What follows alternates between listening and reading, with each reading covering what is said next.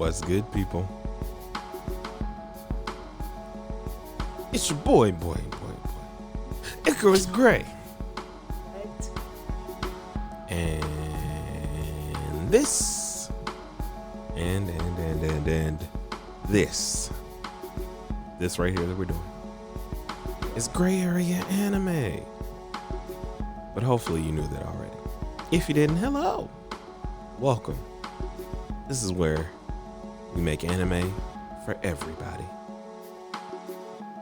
And also, there's someone here who's always here. Either backing forward or backing away. You can't back forward. That doesn't. Backing? No. Or backing No. away? Just hi everyone. Forward. Hello. Back? No. Back, forth, backing No. away. Okay. Prima Dewey's here, everyone. I don't know if I said that or not. But if I didn't, then now I have. And you know it's time for a anime rewind.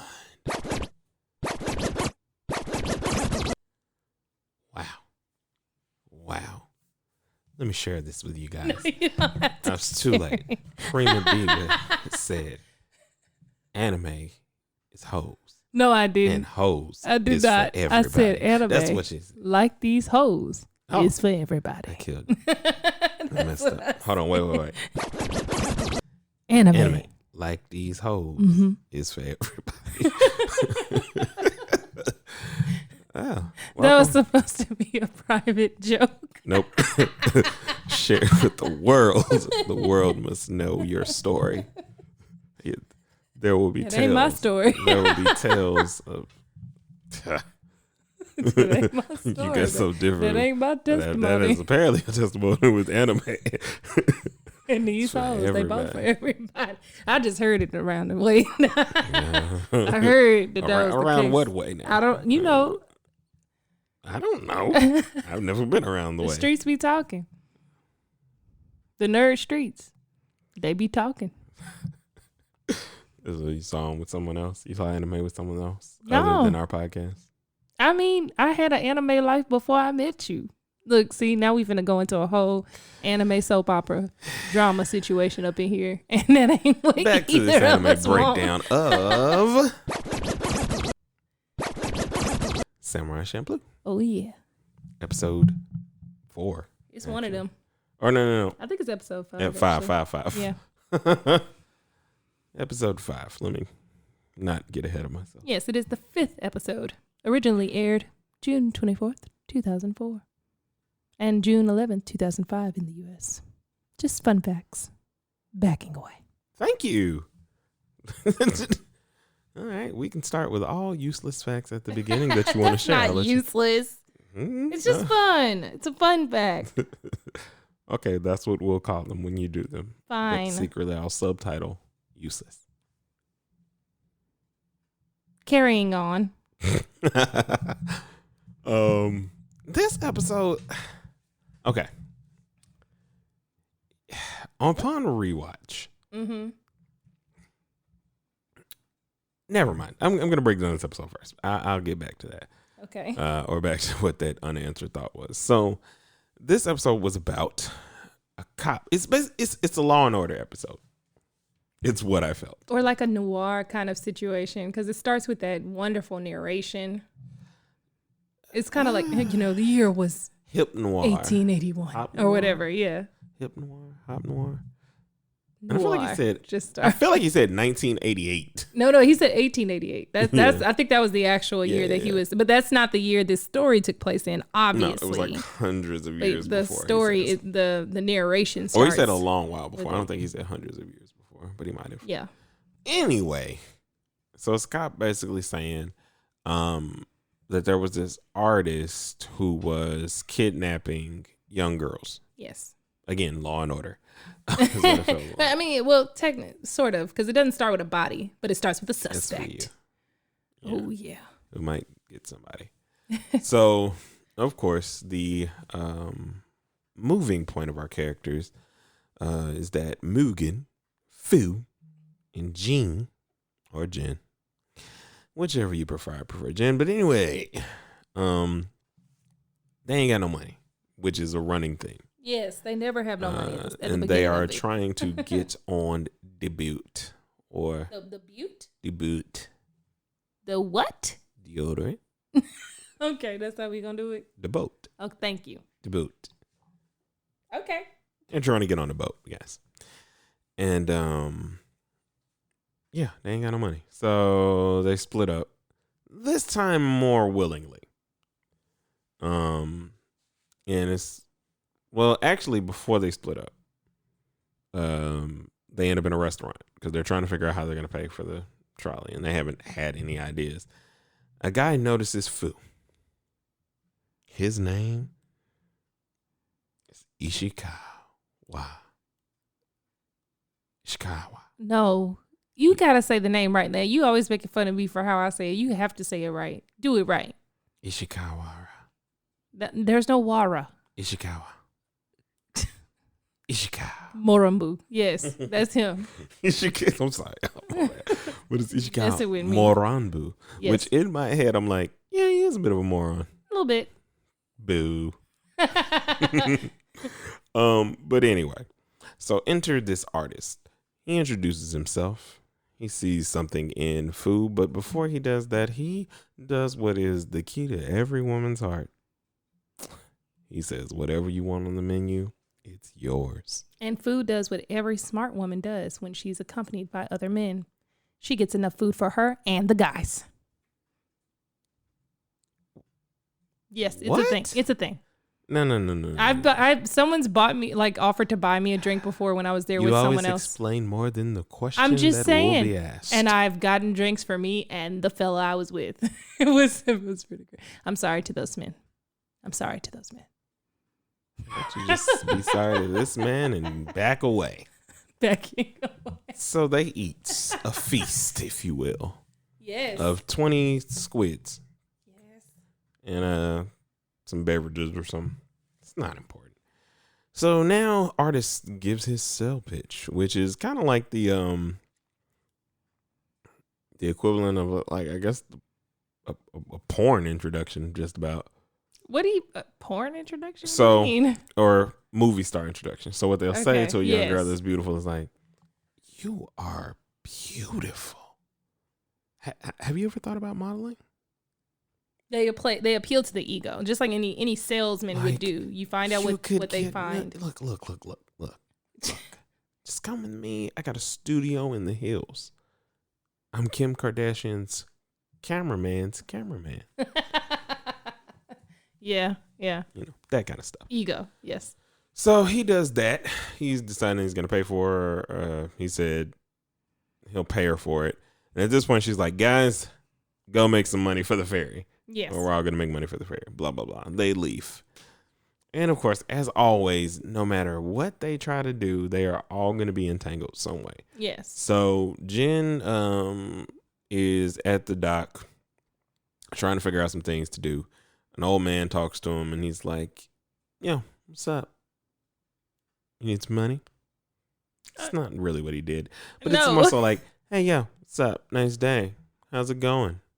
And he's they're talking a little bit about, what were they talking about? They were talking about the European ship that had just left. Okay, Jen was asking what the heck was that thing doing here, since they weren't supposed to dock in this smaller village. They weren't allowed to dock there. And it was basically saying the governors do what they want. I mean, that's a little bit of extra money. That they get bribed, to sell their goods. I see what they did there. Yes, and it's funny that the old man was sitting right next to the dock. But of course you don't think anything of it because he's sitting there playing shogi. Is it shogi or shoujo?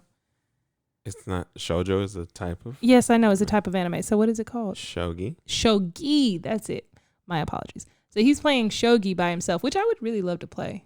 Learn how to play. Okay, fine. Thank you. That's 9 minutes in. We can't even get deep in the episode because you want to talk about stuff you want to do. Nah, most of it was me. Run back the tape. Run back the tape.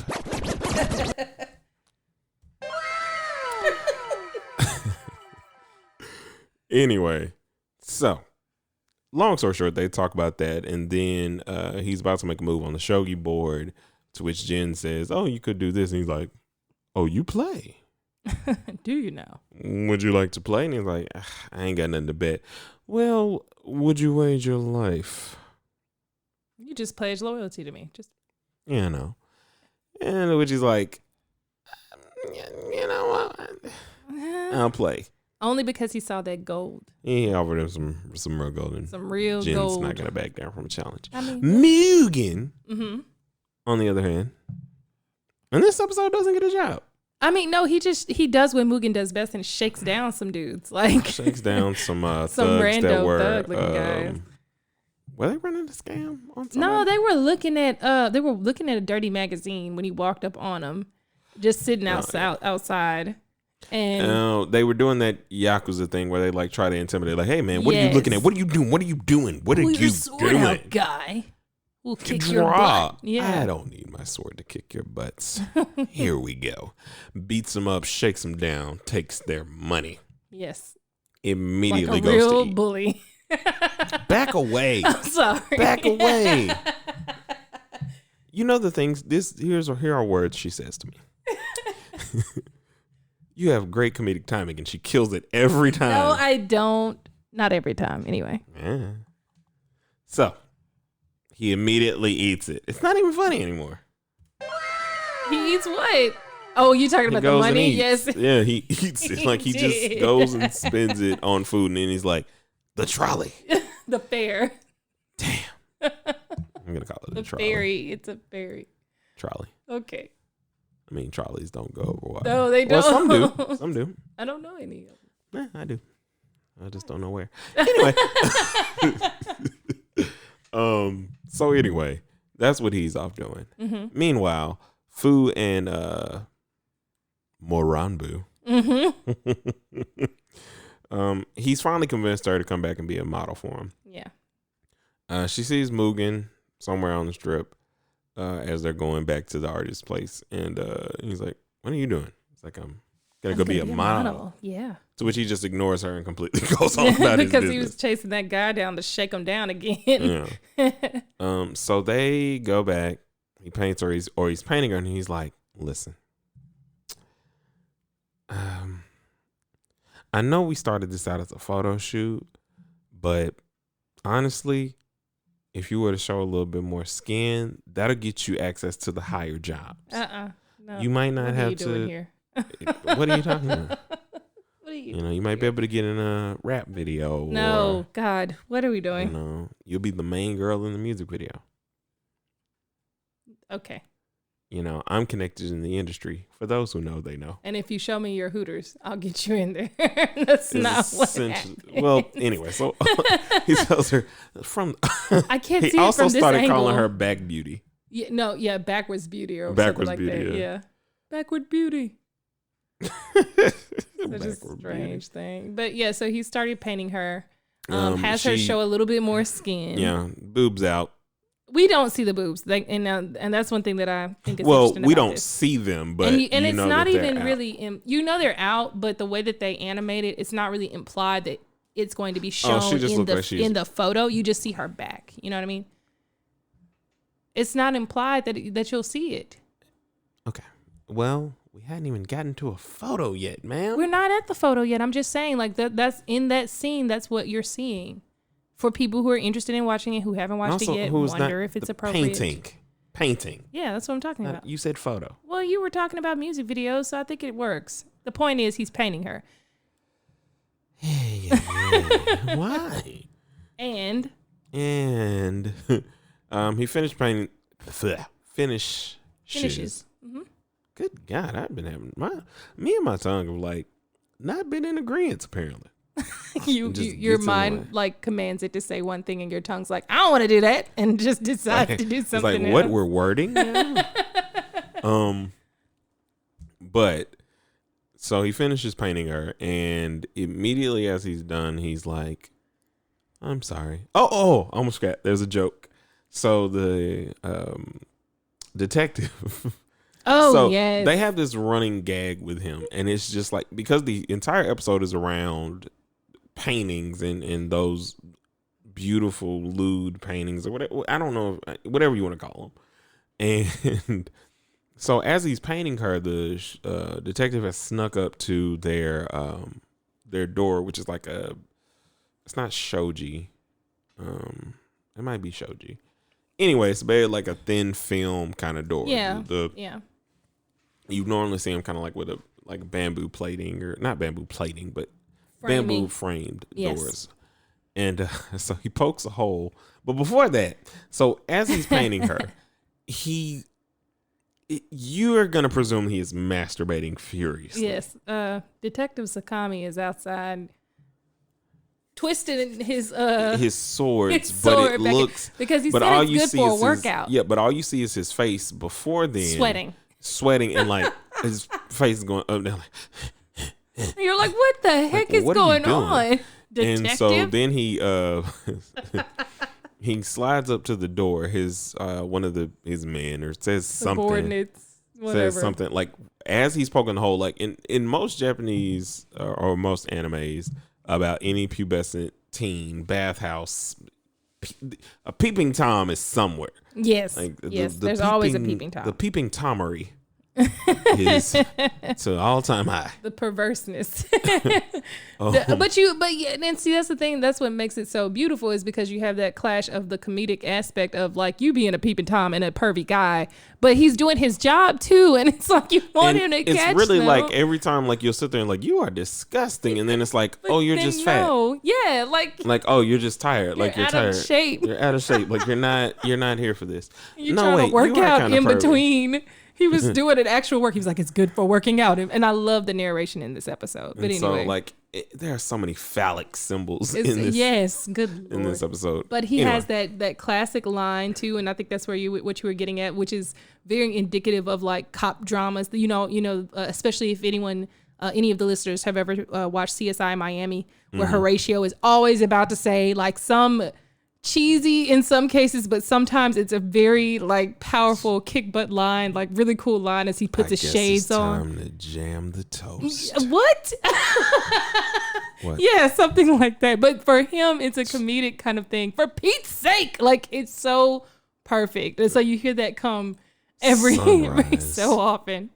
Tequila, sunrise. And shades on, like it's like that level of detective buffoonery, so to speak. So anyway, so what happens next? Crumbles. Yeah, I guess her cookie crumbled. Yeah, that's something stupid like that. Chip. No. Oh, okay. Anyway. All right, so comedic break, much like us. And so what happened was he set her up.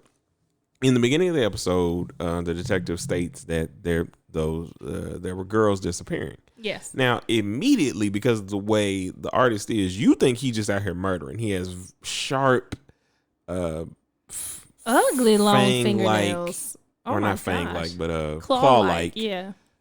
Fingernails. Almost Edward Scissorhandish, maybe Baps, you know. Don't do the Baps like that. They ain't out here like poking people's eyes out with them. Though they could come in handy for that. Such distinctions. I think it's important. They don't look like werewolves. The whole time you think this is him. So the guys from earlier that Mugen had shaken down grab her now. Yeah. Oh man. Turns out they're a part of the Yakuza. Now at this point, this is what I'm thinking. Like, because the thing that's kind of difficult about this time is currently this time don't seem, I mean, and I know that was like the trade of that era.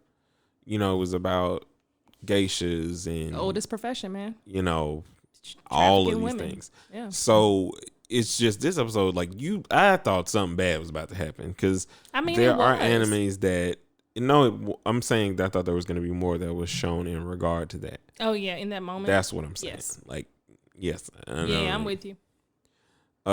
So she's thrown into I guess I'm going to call it like a liquor barrel. Probably, yeah, it's a huge barrel. Maybe like a rice barrel. Whatever they found Luffy in that whatever first episode.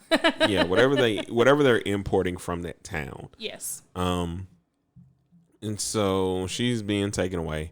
So as she's being taken away, she starts crying. She's really upset, and it's like they formed a bond. Like I said, these episodes, watching these things back, you can kind of tell and see that they didn't have maybe a lot of time in terms of animating or putting the anime together, maybe.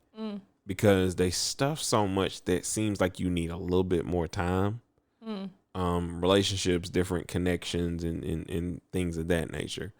And I get that Fu is trusting in a lot of different ways. Yes. But the level of bond or distrust that she kind of had at that point was a little like off for me. But anyway. Why?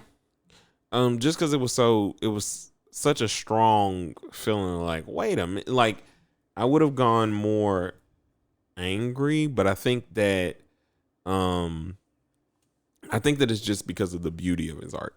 Like, I think it was just the truth of what he was saying. Like, when the fact that she noticed him as an artist and not, she noticed his sunflowers and really, really appreciated something that wasn't the naked girls, like, which was opposed to other people who were all like, you're really good at painting the naked girls.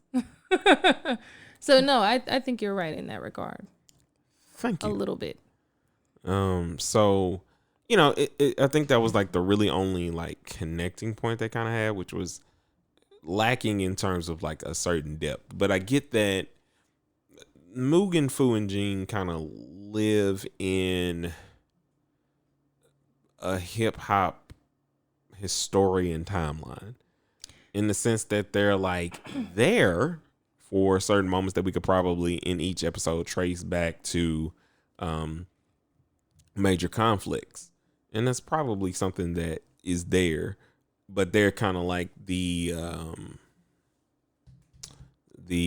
chicken or the egg before the chicken, or the plot device. So if you think about like Back to the Future, there are things that happen in Back to the Future. It's like, well, that's why the Yankees won this or that kind of thing. Like, you know, the butterfly effect of.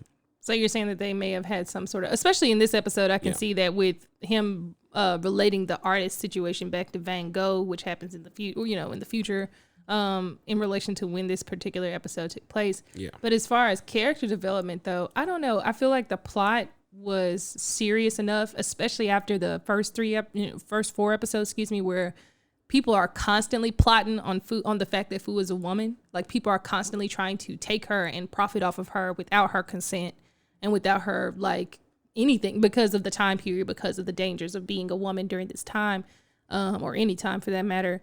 But I think that was serious enough, at least for me watching this, that I would have. I feel like that anger came out later as we get further into the story, because we're about to make that turn into the last part of it. But I think that anger comes out in the next part that we're about to discuss.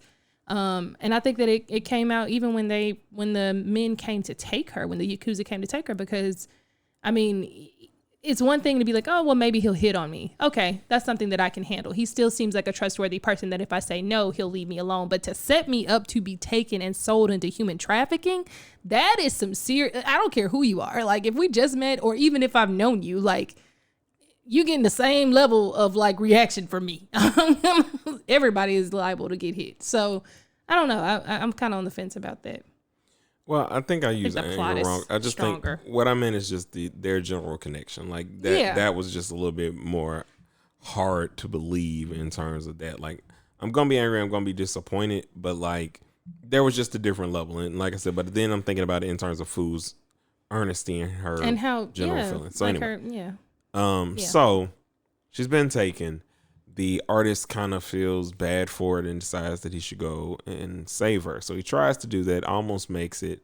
On his way there, he stopped by who's the boss, the lady. Yes. There's a lady. A lot of people don't get names. Who runs the art shop that he sells his paintings out of. Mm-hmm.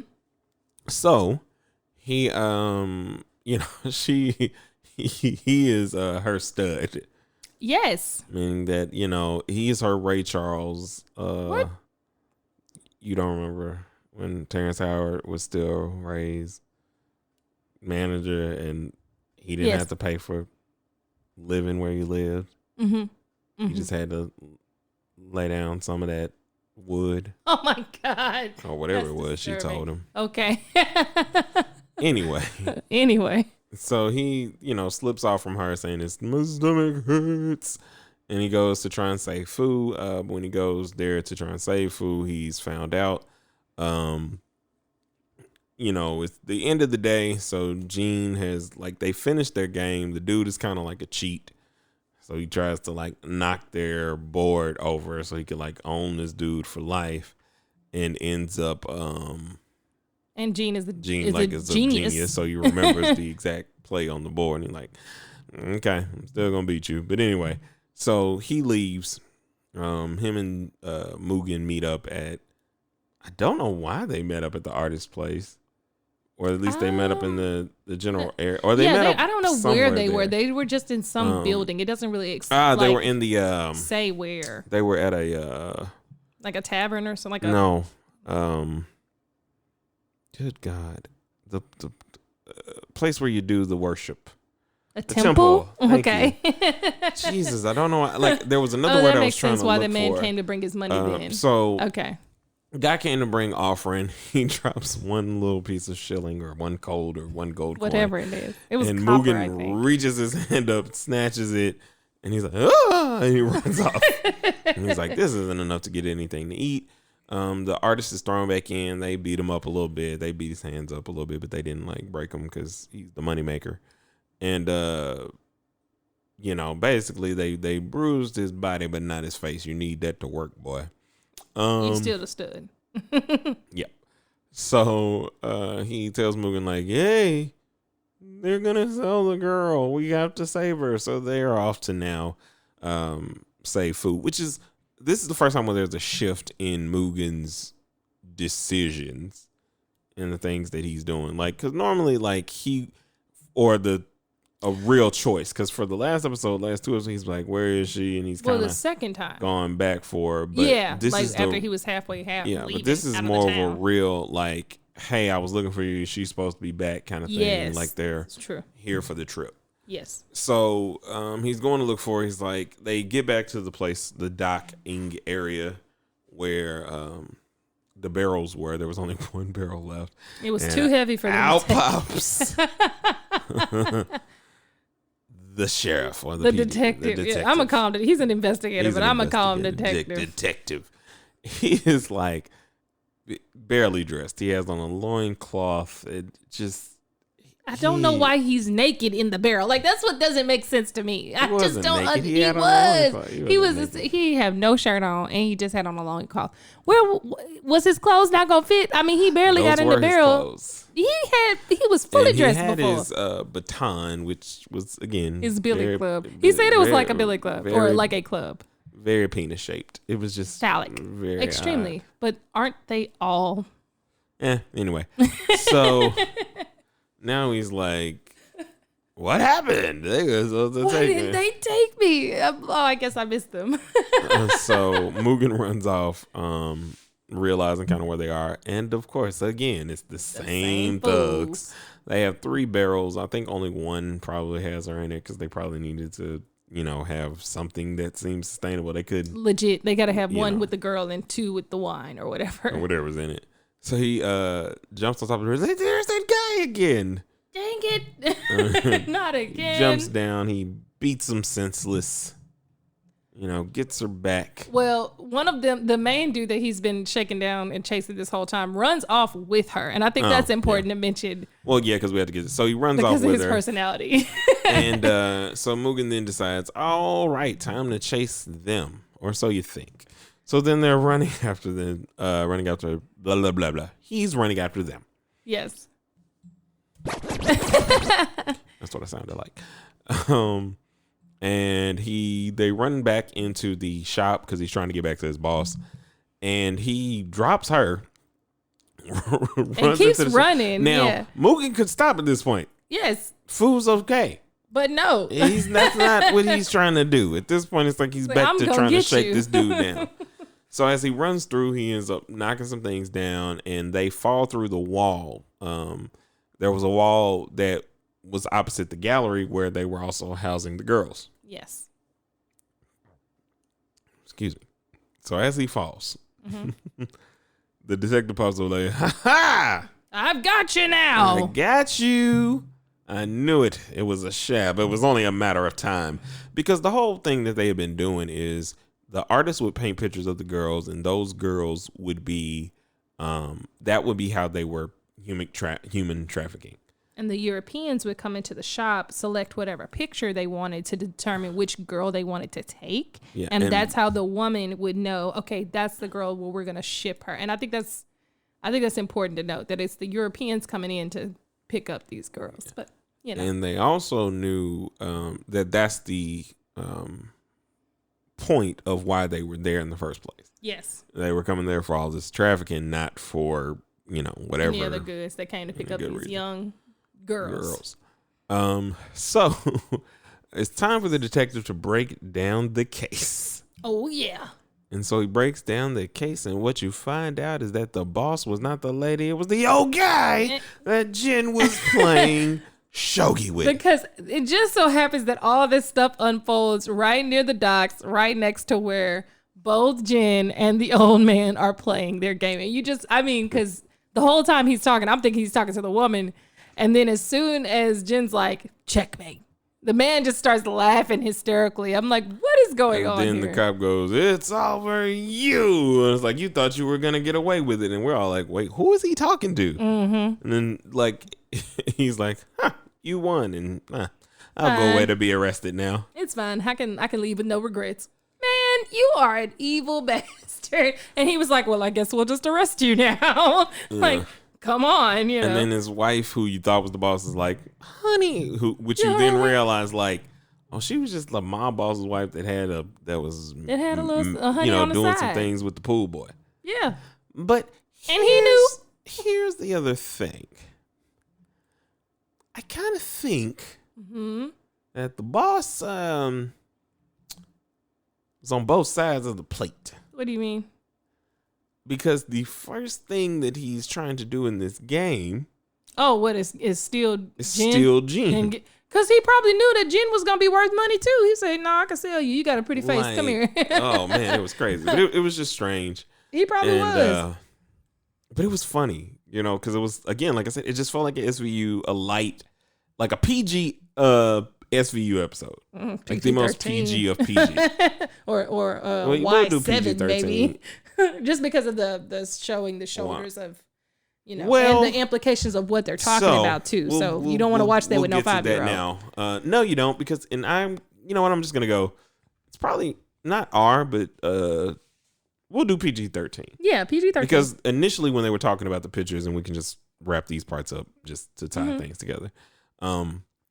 They were showing all the lewd pictures. So they were showing like boobs, different positions, and all this other stuff of like a kind of a scene of just trafficking in general. So the end comes, they're about to leave. They got the money to get on to get the ferry, because obviously the boss paid out Gene.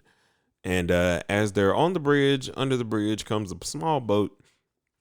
The artist pops out of one and says, "Backdoor girl." No, God, no. That's not it? Backward beauty. It is not backdoor girl. That is a completely different connotation. Whoa, is it? I would think so. What connotation does it have? Well, several.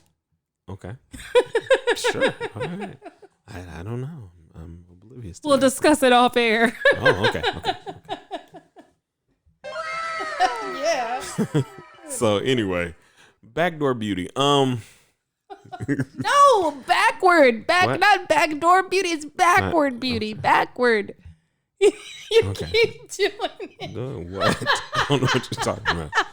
Anyway, doorback beauty. No. So, what? The point is, he gets out of the crate. And it says to her, and she's instantly like pissed again. Like, you sleazy jerk. Like, wait. I have something to tell you. I meant what I said when I told you were beautiful. You give me chills. You give me chills running through my body. Don't sing the rest of the song. Okay. So he gets he tells her he's got the chills. I got this. You move away. All right. Gets the chills running down his body. And decides that he has the painting of her on him. He opens the painting, And SVU's butt and boobs. None of which were seen before at all. Like, I mean, I think it's implied, but no. And he's like, it wasn't even really implied, like you said. I mean, when the guy's like, when the detective's poking through and you see her undo her whole robe. Oh yeah. I'm wondering whether or not at that point she was naked. He was still painting. Yeah. Oh, because she probably would have turned around and then, like, he probably kept. Anyway. Yeah. So he shows her the painting.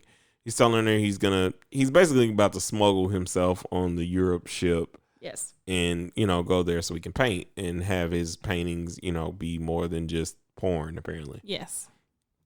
Mugen and Jean bought porn? Yes.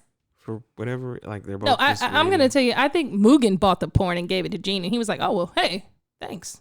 And then they had an extra one for Food, like Food would want that. She was like, I don't want this crap. It was just for them too. And then she said, well, there were 3 books. That's what I thought. It was all for them. But he had one. He was like, hey, look at this. She's like, what? Come on, really? And then it turns out that she's going to be in one of her own. Probably one of those books. And so the last joke that I thought was hilarious and worthy of ending on is, Mugen goes, I thought you'd be more mad than that. And he's like, well, I'm not. And he actually did he gave me some nice hooters. And Jin looks down. And Mugen. But Jin's the one that says it. No, they said it together, and they were like, I didn't even hear Mugen say it. I heard Jin say it. Yeah. So they looked together, and they were both like, Hooters. Like, that was so messed up. Like, guys, come on, let her have this little victory. And that's how the episode ended. Basically, like, this episode was cool. It's such a strange. I'm not saying it's not, that it doesn't like age well, because I do think there's still a lot there, like the humor, the funniness of basically this era that they're describing. But this episode was cool. I don't know, like it wasn't as impressive as I think like the last episode in terms of the parallels that they were painting. It wasn't as deep as the episode before it. And I don't know that it could be, especially given the type of show that it is. I think it is very much one of those, we're going to encounter a new problem because it's on a journey, right? We're going on a journey. So it's about the journey to get to whatever the goal is. And then I think since it's such a short run, you don't want, you can't flesh out the whole aspects of it. Like you said, it is more about the journey. But I think they did a good job, like you said, in terms of the comedies, especially for dealing with such a hard, and every episode has been like that. There's been these very difficult political and social issues that they're dealing with in around the era. Comedic, around the era, but also that have implications for today. So it's still, I think, a very hard line to walk, and I think they do a decent job. Yeah. Well, anyway, we enjoyed it. We hope you enjoyed it. Please, watch along with us. That will help those of you who are not vets at this anime watching. If you're a rookie, watching along with us, watch episode 1, then come listen, or watch alongside us. Play us in the background or something. I don't know, because we run about the same time as the episode. Well, a little bit longer, but anyway. And check us out on social media and everything as well, because we'll post before we watch the next episode, so to be ready for when this drops. Well, that was about enough. Okay. Do your thing. All right. If you would like to get in touch with Icarus, you are welcome to get at him on Twitter at Icarus Gray. You can also get at him on Instagram at Icarus_Gray. Or instead of doing that. I can let them know exactly where they can find Gray Area Anime. How about you tell them the new stuff? Now that's what I was going to do. You don't need the old stuff. Okay, just do your thing. You can always get in touch with us here at Gray Area Anime on Twitter at Gray Area Anime, on Twitter, Instagram, and on Facebook, also Gray Area Anime. You can also send us your questions, comments, concerns if you have them, but also suggestions for future shows and things that you would like us to cover at grayareaanime@gmail.com. Thank you. You're welcome. And also get at her at Prima Diva Red on the grams. Yes. At Prima Diva. On Twitter. Prima Donna. No, Prima Diva. Prima Diva on the Twitters. Yes. And I'm not giving out her Facebook because that's my wife. Anyway, we'll see y'all next time. Peace. Because anime is for everybody, like these hoes. Yes.